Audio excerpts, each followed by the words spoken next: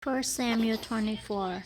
So yesterday's reading it talked about the stronghold of Gen Edi, and this is where David was. And it says right here that David is in the desert of En Gedi. So it seems like it's a desert place, and there's a stronghold there, like maybe a city built or something like that. But Saul then went and pursued David, but David like cut off a portion of Saul's robe. But even with that, David was conscience stricken. So God works through our conscience to let us know what should we do and what we shouldn't do. And some people sear their conscience. They block God out from doing that when they continuously do wrong and not repent. And so David did not allow his men to attack Saul. And then after that, then David actually told Saul what happened, that let God judge, and that he did, like, why did, and it also seemed right here, it says right here that why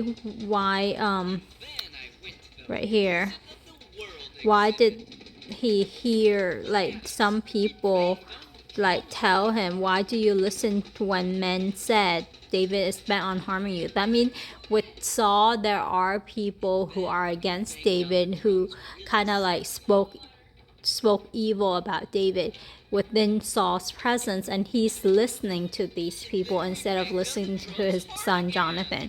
So like, and I think in our life there's always going to be like people like that who have who speak falsehood, and there are people who speak truth, and we need to know who we should listen to, and guard our hearts and our ears what we hear. And so, and it's also interesting that he said that he will not lay a hand on my Lord, that means Saul, because he is the Lord's anointed. And he called Saul my father, and he is his father-in-law, and he treats his father-in-law as if his father. And so he said that, and that's really shows the heart of David. And so that he said that he is, like, what he did to indicate that he is not guilty of wrongdoing or rebellion. And then and that God be our judge and decide between us. And then Saul wept and aloud. I'm not sure why he wept aloud, but I think he is in his right mind at this point, that where he recognized that David had treated him well, and he could have been harmed. May God reward David, and now he know that David will surely be king, and that he wanted David to swear to him that David will not kill off his descendants or wipe his name from his father's and family.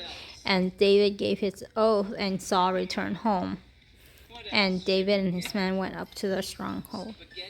So we see that even when God delivers someone into our hand, and David said it very correctly, from evildoer come evil deeds. That doesn't mean we should take vengeance into our own hand and let God deal with that person. We should try to choose forgiveness and reconciliation over others. But reconciliation doesn't mean that we have to establish a close relationship with them again. And I think, especially if they're continually sinning, we need to determine, we need to keep the boundaries parameter correct.